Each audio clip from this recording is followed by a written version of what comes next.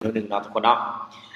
เพื่อบ่พลาดเนื้อหาข่าวสารใหม่ๆเนาะสำหรับตัวนี้นะทุกคนเนาะมื้อนี้เราจะมาลงเรื่องหัวข้อนะทุกคนเนาะ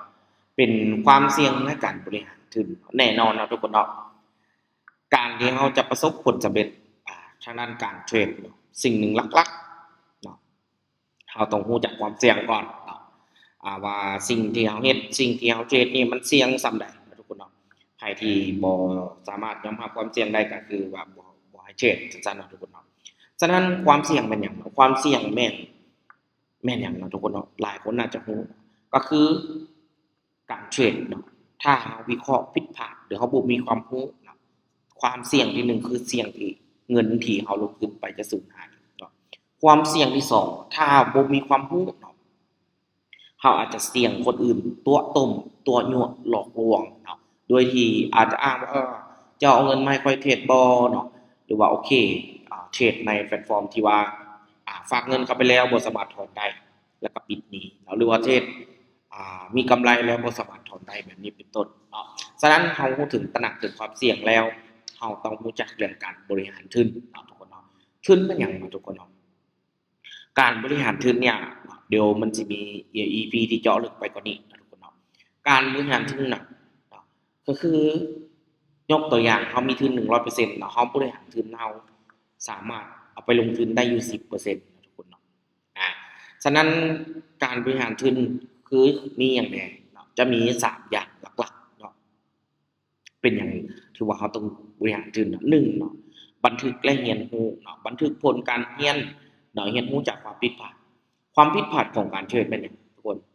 ใครตอบได้เด้อคอมเมนต์กันเข้ามาเด้อเนาะ ใครจะเคยเจอความผิดพลาดอย่างไรเนาะสามารถคอมเมนต์กันเข้ามาทุกคนเนาะฉะนั้นบันทึกความผิดพลาดหนึ่งเนาะ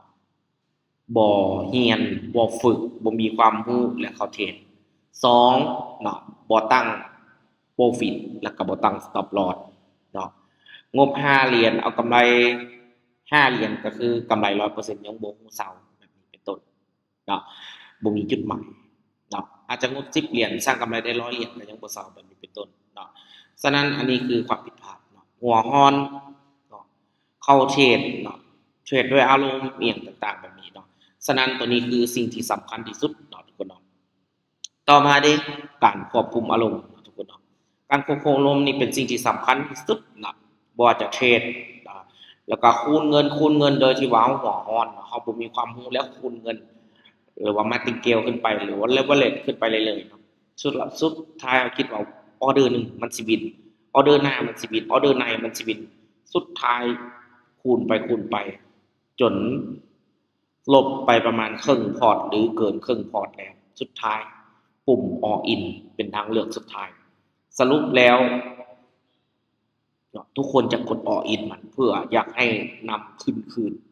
เนาะทั้งที่เขาควร stop loss ได้แล้วไปตามเนาะสรุปแล้ว all in คืน all in ไปเนาะถ้า all in โดยบ่มีความรู้เสียซ้ำเนาะอันนี้คือสิ่งที่ว่าหลายคนเป็นเนาะหลายคนยังบ่สามารถเอาชนะใจตัวเองได้เนาะการชนะตลาดก็คือชนะใจตัวเองนั่นแหละเราบ่สามารถชนะตลาดได้เนาะเราต้องเอาชนะใจตัวเองเนาะฉะนั้นใครเป็นแบบนี่แน่คอมเมนต์กันเข้ามาเนาะต่อมาเนาะจัดสรรธุรกรรม1-3%ต่อออเดอร์เนาะ1-3%แบบใดเดี๋ยวก่อนเนาะตัวอย่างเนาะเขามีงบ100 เหรียญเนาะ1-3%เนาะคือจักเหรียญทุกคนคิดเบิ่งก็1-3 เหรียญต่อออเดอร์เท่านั้นเนาะทีนี้เด้บางคนเนี่ยมีงบ20 เหรียญออเดอร์ละ5ออเดอร์ละ7ออเดอร์ละ10แบบนี้เนาะเฮ็ดให้เฮาเนี่ยมีกำไรไวแต่เสียก็เสียไวสรุปแล้วสุดท้ายเฮาก็จะเสียเบิดนั่นเองทุกคนเนาะอันนี้คือความเสี่ยงเนาะของการบริหารทุนเนาะถ้าหากว่าไผที่ว่าบ่ฮู้สิ่งเหล่านี้ไผกำลังเป็นแบบนี้อยู่คอมเมนต์กันเข้ามาเฮาต้องรู้จักจัดสรรบันทึกความผิดพลาดอยู่ตลอดเนาะบันทึกความผิดพลาดอยู่ตลอดเนาะเฮาผิดแล้วบ่เฮ็ดอีกเนาะทุกครั้งจะเข้าเทรดต้องอ่านความผิดพลาดของตัวเองต้องตระหนักอยู่ตลอดเนาะทุกคนเนาะ ฉะนั้นอันนี้เป็นสิ่งที่สำคัญที่สุดเนาะความเสี่ยงและการบริหารทุนเนาะคือนำบอกแหละเนาะทุกๆคนที่เข้ามาเนาะเขาต้องฝึกฝนก่อน เราต้องฝึกฝนก่อนเนาะเราต้องฝึกฝนเราต้องความเข้าใจมันก่อนเนาะต่อมาดิฝึกอย่างเนาะทุกๆบัญชีเนาะทุกๆระบบเนาะมันจะมีบัญชีดีโมก่อนลงทุนจริงหลายคนอาจจะถามว่าเป็นอย่างต้องฝึกดีโมเนาะปัจจุบันนี้นำก็ยังฝึกทุกมือฝึกเทรดทุกมือเนาะเพื่อจำลองการเทรดจริงเนาะเขาฝึกฝนตัวเองอยู่ตลอดเนาะหลายคนเนี่ยเทรดเงินจริงแล้วก็เซาบ่ได้ฝึกดีโมจักเทื่อโอกาสที่เสียจะสูงเนาะการฝึกเทรดดีโมมีอย่างไรหนึ่งเนาะรู้จักแพลตฟอร์มก่อนฝึกทดลองก่อนให้รู้จักแพลตฟอร์มเวลาแผนอย่างต่างๆนะว่าระบบรีเทรดแบบใดไทม์เฟรมแบบใดเวลามันเป็นแบบใดเนาะตัวที่สองฝึกแผนการฝึกดีโมจำนวนในจำนวน10เหรียญตัวนี้เนาะตัวอย่างเขาสิเติม10เหรียญเขาต้องฝึกดีโมจำนวน10เหรียญทองทดลองเบิ่งเนาะถ้าหากเขาเสียครั้งหนึ่งแสดงว่าซ้ำกับเขาเติมเงินจริง1ครั้งถ้าเขาฝึกดีโมแล้วล้มเหลว2ครั้งซ้ำกับเขาเติมเงินจริง2ครั้งเนาะอันนี้เขาต้องฝึกแบบให้สมจริงก็คิดว่าอันนี้คือเงินจริงๆของเขาเนาะเงินดีโมมันรีเฟซกลับคืนมาได้แต่เงินจริงเขาเบิดแล้วต้องฝากเงินเขาเทรดใหม่เนาะ3เนาะทดสอบความมั่นใจจำนวน100ออเดอร์ตัวอย่างว่าออกนะ100ออเดอร์ให้มีอัตราชนะ60ออเดอร์ขึ้นไปออกออเดอร์ที่มั่นใจแล้วก็ต่อมาออก100ออเดอร์ให้มีอัตราชนะ60ออเดอร์ขึ้นไปออกทุกๆออเดอร์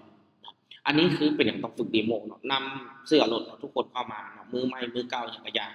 เขาได้ทดลองเบิ่งระบบเนาะให้เราวางแผนการเงินระบบเนาะทุกคนเนาะถ้าเอาเฮ็ดแล้วรู้สึกว่าโอ้มันบ่เวิร์กเฮาก็แค่เซาบ่ต้องฝากเงินจริงเขาเทรดเนาะแต่ถ้ารู้สึกว่าโอเคเนาะเฮาผ่านเฮารู้สึกว่าโอเคเฮากล้ายอมรับกับเสี่ยงนะตัวอย่างเฮามี10ล้านเงินกีบเฮามีเงินเก็บตกแล้วเฮาใช้เงินเก็บเพียงแต่100,000กีบแบบนี้เฮาสามารถทดลองได้บ่เฮารู้สึกว่ามันบ่เวิร์กเฮาก็แค่เซาเนาะทุกคนเนาะอันนี้เป็นหยังต้องฝึกดีโมก่อนลงทุนจริงเนาะบางคนนี่บ่ฝึกสักเทรด2กด2-3บาท4-5บาทบ่ฮู้หยังซักเติมเงินเข้าจริงเทรดแล้วเสียแล้วก็โทษนั่นโทษนี้ทั้งที่เฮาบ่ได้โทษตัวเฮาเองเลยว่าเฮามีความรู้เกี่ยวกับการความเสี่ยงและการบริหารตื่นระบ่ฝึกใช้ดีโมก่อนขึ้นจริงระบ่อย่างต่างๆเนาะฉะนั้นคลิปนี้เนาะทุกๆการลงทุนมีความเสี่ยงเนาะนามเองเนี่ยบ่ได้แนะนำหรือว่าชักชวนไผมาลงทุนแต่อย่างใดเนาะเนื้อหาในทั้งหมดทั้งมวลเนี่ยเป็นเนื้อหาที่ว่าสอนแชร์เนาะให้ทุกคนที่อยากจะหาเงินเนาะทางนั้นคริปโตทางนั้นการเทรดเนี่ยเอาบทเรียนตัวนี้ไปใส่เนาะไปยึดคิดเลยว่าค่อยเป็นแบบนี้บ่ค่อยควรจะหยุดบ่ค่อยควรจะไปต่อบ่ค่อยเฮ็ดมันละบ่ค่อยหาเงินบ่ได้ค่อยเป็นอย่างต่างๆเนาะเพื่อบ่ให้เนื้อหาที่ดีข่าวสารทางคริปโตเคอเรนซีเนาะเอิ้นว่าอย่าลืมกดติดตามส่องดีคีย์นำเด้อหนึ่งเนาะบ่ว่าจะเป็นใน YouTube และใน TikTok เนาะบางเนื้อหาเนาะถ้าเฮาบ่ได้ติดตามจะเบิ่งบ่เห็นเด้อเนาะจะเบิ่งบ่เห็นคนติดตามจะเบิ่งเห็นเนาะบางเนื้อหาที่แบบเป็นคอนเทนต์แบบ private จังซี่เนาะคนที่เป็น FC ติดตามจะเห็นเนาะในหัวข้อเนาะสำหรับคลิปนี้วางไว้เท่านี้เนาะไผอยากให้ฮู้หยังเนาะอยากให้เฮ็ดสอนแบบใดเนาะสามารถคอมเมนต์กันเข้ามาคลิปนี้วางไว้เท่านี้เนาะแล้วพบกันใน EP ต่อไปสำหรับคลิปนี้ลาไปก่อนทุกคนบ๊ายบาย